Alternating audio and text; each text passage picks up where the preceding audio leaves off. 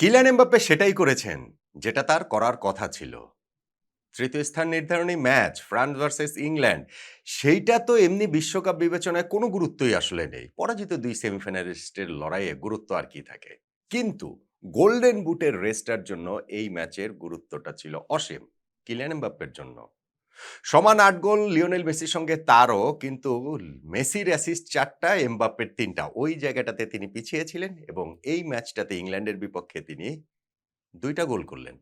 তাতে করে মেসির চেয়ে ক্লিয়ারলি তো এগিয়ে গেলেনই। ১০ গোল টুর্নামেন্টে তার হয়ে গেল। ৪ বছর আগে যেই গোল্ডেন বুট জিতেছিলেন কাতারে ৮ গোল নিয়ে, এইবার ১০ গোল করে সেটা আবার ধরে রাখার পথে তিনি এক ধাপ এগোলেন। অবভিয়াসলি লিওনেল মেসির সামনে এখন হিসাবটা খুব সহজ। ফাইনালে মেসি স্পেনের বিপক্ষে ২ গোল করতে পারলেই গোল্ডেন বুটটা তার হবে। আর যদি সেটা না করতে পারেন তাহলে এটা কিলিয়ান এমবাপ্পের হয়ে যাবে। শুধু সেটা না, এমবাপ্পে এই ২ গোল করার মাধ্যমে ওয়ার্ল্ড কাপে তার মোট গোল সংখ্যা ২২ টা হয়ে গেল। যেইটাও আসলে সর্বকালের সর্বোচ্চ। লিওনেল মেসি ২১ গোল করে তাকে এখন তিনি ২য় স্থানে ঠেলে দিলেন। ভাই, আমাকে প্লিজ এইটা বইলেন না যে ৩য় স্থান নির্ধারণী ম্যাচের এই গোলগুলা কাউন্ট হওয়া উচিত না। এটা একটা শিশুতোষ কথা। হ্যাঁ, বলেন যে ৩য় স্থানে ম্যাচটাই হওয়া উচিত না। আই এম উইথ ইউ, আমি আপনাদের সঙ্গে আছি। যে এইটা বলবেন আমি আছি। কারণ এইটা আমার কাছে মনে হয় একটা অর্থহীন ম্যাচ। যেই ২ টা দল ফাইনালের এত কাছাকাছি গিয়েছে, সেমিফাইনালে হেরে যাওয়া মানে একেবারে হৃদয় ভেঙে যাওয়া সেই ২ টা দলকে ৩য় স্থান নির্ধারণী ম্যাচ খেলতে বলাটাও একরকম শাস্তি। সো এই ম্যাচটা টোটালি বাদ দিয়ে দেওয়ার ওই আইডিয়ার সঙ্গে আমি আছি। কিন্তু ধরেন ম্যাচটা হবে অথচ এইখানকার পারফরম্যান্স ব্যক্তিগত পারফরম্যান্স হিসেবের মধ্যে আসবে না। এগুলা হচ্ছে গিয়ে একটা মানে শিশুতোষ কথাবার্তা। এগুলা হচ্ছে গিয়ে ওই যে পাবলিককে একটু হাততালি পাওয়াটার জন্য কথাবার্তা। এর বাইরে আসলে কিছু না। ফলে কিলিয়ান এমবাপ্পে ফুললি ডিজার্ভ করেন তার এই যে অ্যাচিভমেন্টটা, বিশ্বকাপের সর্বকালের সর্বোচ্চ গোলদাতার মাত্র ২৭ বছর বয়সে এখন সেটা হয়ে গেল। এবং বারটা কত রেইজ হয়ে গেল। মিরোস্লাভ ক্লোজার যেটা ১৬ গোল ছিল সেইটাকে এমবাপ্পে এখন ২২ গোল পর্যন্ত নিয়ে শেষ করলেন। আমরা জানি না ওয়ার্ল্ড কাপ শেষ হতে ফাইনাল পরে লিওনেল মেসি সেই বারটাকে আরো উঁচুতে নিয়ে যান কিনা। শুধু তো এমবাপ্পে না, এই ম্যাচটাতে মাইকেল ওলিসেও তিনি রেকর্ড করেছেন। এমবাপ্পের ২ টা গোলেই তার অ্যাসিস্ট। তাতে করে এই বিশ্বকাপে তার ৫ টা অ্যাসিস্ট তো আগেই ছিল। সঙ্গে এই ২ যোগে ৭ টা অ্যাসিস্ট হয়ে গেল। ১৯৭০ বিশ্বকাপে পেলের যে ৬ গোলের অ্যাসিস্ট ছিল, এক বিশ্বকাপে সর্বোচ্চ অ্যাসিস্টের সেই রেকর্ডটাও ফ্রান্সের এই মাইকেল ওলিসে ভেঙে দিলেন। আর জুড বেলিংহাম তিনি বদলি হিসাবে নেমে দুর্দান্ত একটা সলো গোল করেছেন, যেইটাই এই ম্যাচটার সমাপ্তি রেখা এঁকে দিয়েছে এবং তাতে করে জুড বেলিংহামের সেটা ৭ম গোল হয়েছে। এক বিশ্বকাপে ইংল্যান্ডের সবচেয়ে বেশি গোল করা ফুটবলার এখন এই জুড বেলিংহাম হয়ে গেছেন। আর ম্যাচের রেজাল্ট ইংল্যান্ড ৬, ফ্রান্স ৪। ১০ গোলের ম্যাচ হয়েছে। থ্রিলার আসলে ঠিক বলা যাবে না। যেহেতু এই ম্যাচের গুরুত্বটা ঐরকম নাই। কিন্তু যেরকম প্রত্যাশার জায়গা ছিল যে হ্যাঁ, ঠিক আছে ২ দলের উপরে যেহেতু চাপ নেই সেহেতু তারা অনেক ফ্রি ফ্লোয়িং ফুটবল খেলবে এবং ফুটবলটা যে আনন্দের যে জায়গা, গোল করার যে আনন্দের জায়গা, গোল ঠেকানোটাও ডিফেন্ডারদের জন্য, গোলকিপারদের জন্য নিশ্চয়ই আনন্দের জায়গা। কিন্তু গোল করার যে একটা আনন্দ সেইটা দর্শকরা আবার দেখবে এই প্রত্যাশার জায়গাটা এই ম্যাচ পুরোপুরি মিটিয়ে দিয়েছে।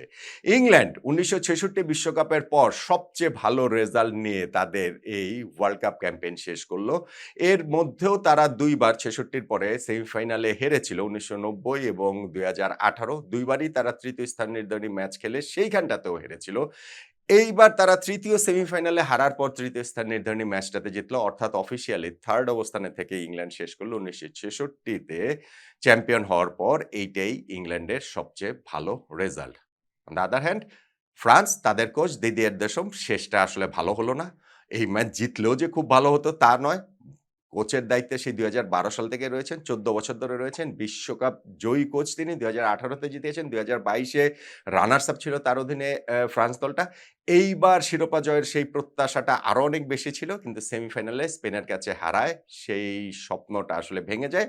কিন্তু তারপরও তার টেনিউরের শেষ ম্যাচ একটা ইমোশনাল ব্যাপার-স্যাপার রয়েছে। সেই ম্যাচটা ফ্রান্সও নিশ্চয়ই চেয়েছিল যে তাদের কোচকে জয় দিয়ে বিদায়টা দিতে। কিন্তু সেটা হলো না। ইংল্যান্ড এই ম্যাচটা জিতে গেল।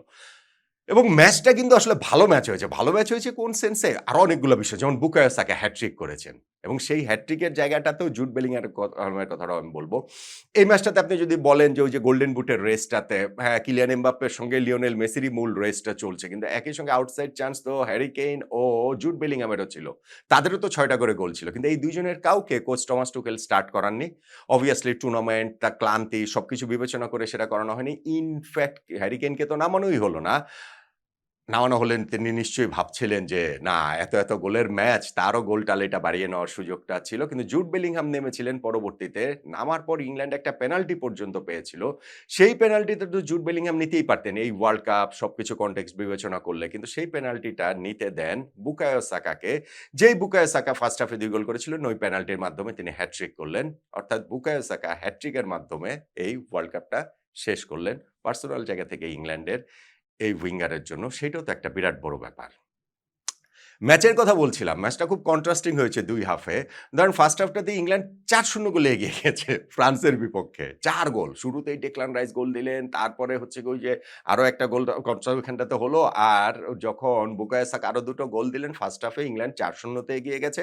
সেকেন্ড হাফে ফ্রান্সের গিয়ে ঘুম ভাঙলো এবং সেকেন্ড হাফের শুরুর ২১ মিনিটের মধ্যেই তারা ৩ গোল শোধ দিয়ে দিল। সেই ৩ গোলের মধ্যে ২ টা হচ্ছে গিয়ে কিলিয়ান এমবাপ্পের দুর্দান্ত ২ টা গোল তিনি করেছেন। ২ টাই মাইকেল ওলিসের পাশে এবং বলছিলাম যে সেই ২ গোলে গোল্ডেন বুটের রেসে তো এগিয়ে গেছেন বটেই।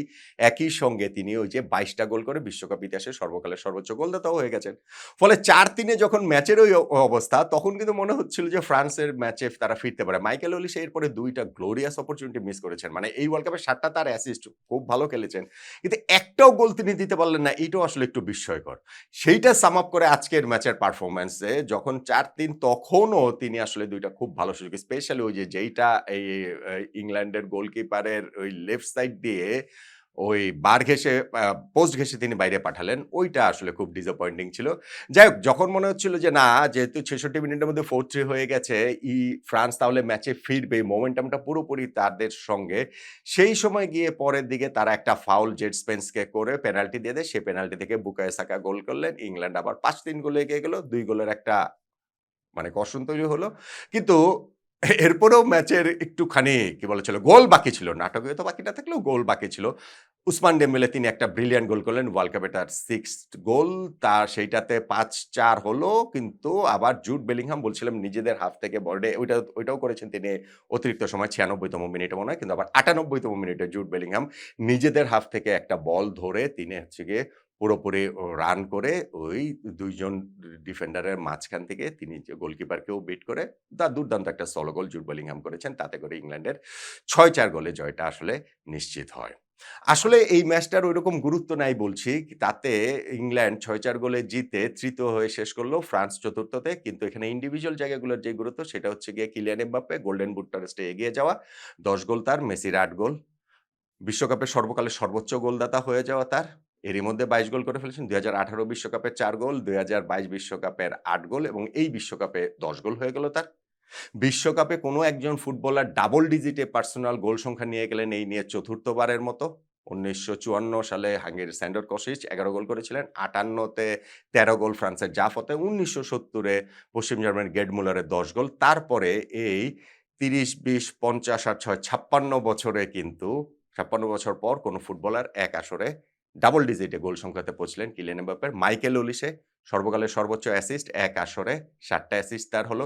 বুকায়ো সাকার হ্যাট্রিকটা হলো এবং সেই সবকিছুর যে এই পার্সোনাল যে আছে মানে জুড বেলিংহামের এক ওয়ার্ল্ড কাপে ইংল্যান্ডের প্লেয়ার হিসেবে সর্বোচ্চ গোল ৭ টা গোল তার হলো। কিন্তু এই ব্যক্তিগত মাইলস্টোনের সেই জায়গাগুলোই এই ম্যাচটা হলো এবং হচ্ছে গিয়ে অনেক গোলের ম্যাচ হলো। এন্টারটেইনিং ম্যাচ হয়েছে।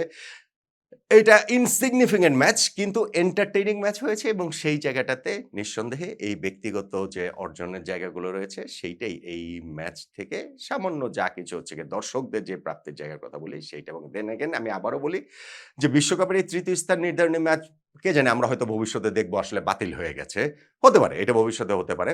কিন্তু সেই দাবির সঙ্গে আমি একমত। এই ম্যাচের কোনো গুরুত্ব নাই। কিন্তু এই ম্যাচ খেলা হবে অথচ এর গোল কাউন্ট হতে পারবে না। এর গোল গোল্ডেন বুটের রেসে কাউন্ট হবে না। এর অ্যাসিস্ট আসলে কাউন্ট হতে পারবে না।